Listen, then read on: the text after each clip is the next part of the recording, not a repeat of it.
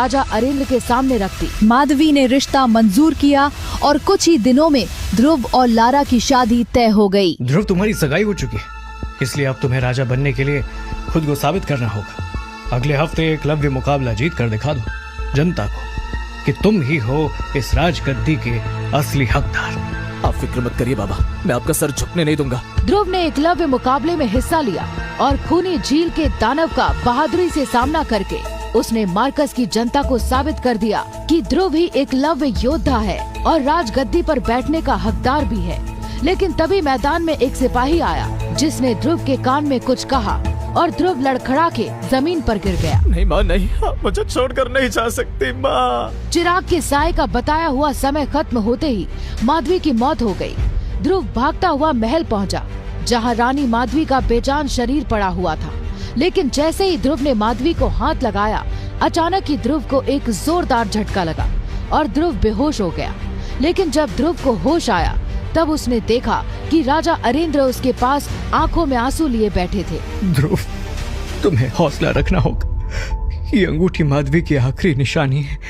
इसे पहनो और इतना याद रखो कि तुम उस माँ के बेटे हो जिसकी शक्तियों का मुकाबला कोई नहीं कर सकता था। तुम उसकी ही परछाई हो। ध्रुव के पास वही अंगूठी आ चुकी थी जिसमें चिराग के साए ने जगह ली थी। लेकिन ध्रुव की शक्तियाँ इतनी खास थीं कि अंगूठी के साए ने ध्रुव की शक्तियों से अपनी ऊर्जा बढ़ानी शुरू कर दी। इसका असर इतना बुरा हुआ कि ध्रुव कमजोर होने लगा। लेकिन असली मुसीबत तब शुरू हुई जब राज तिलक के सिर्फ एक दिन पहले ध्रुव ने जैसे ही शक्ति परीक्षण करने वाले शक्ति स्तंभ पर अपना हाथ रखा, स्तंभ से आवाज आई, 9 सितारे, 8 सितारे, 7, 6, 5, 4, 3 सितारे, 0 रैंक। बढ़ने की जगह शक्तियों के सितारे घटकर 3 ही बचे। लेकिन ये कैसे मुमकिन था? ध्रुव की शक्तियाँ कैसे चली गईं? ये किसी को समझ नहीं आया। लेकिन जब ध्रुव ने बार बार शक्ति स्तंभ पर शक्ति परीक्षण किया तो ध्रुव से जलने वालों को अब ध्रुव को नीचा दिखाने का मौका मिल चुका था। 0 रैंक, तेरे बार बार शक्ति परीक्षण करने से शक्ति बढ़ नहीं जाएगी।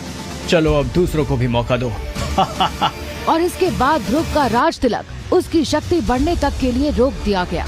लेकिन ध्रुव लगातार कई मुकाबले हारता चला गया और बेहद कमजोर हो गया। लोगों के मन से ध्रुव के लिए इज्जत और प्यार कम होने लगा। कमजोर होते ही लोगों ने उसका हाथ छोड़ दिया और लारा को देखते ही ध्रुव का मजाक उड़ाकर उसे भी छेड़ने लगे। अरे रे, बेचारा ध्रुव तो इतना कमजोर हो गया। ओह, जो खुद कमजोर हो गया वो भला हुस्न की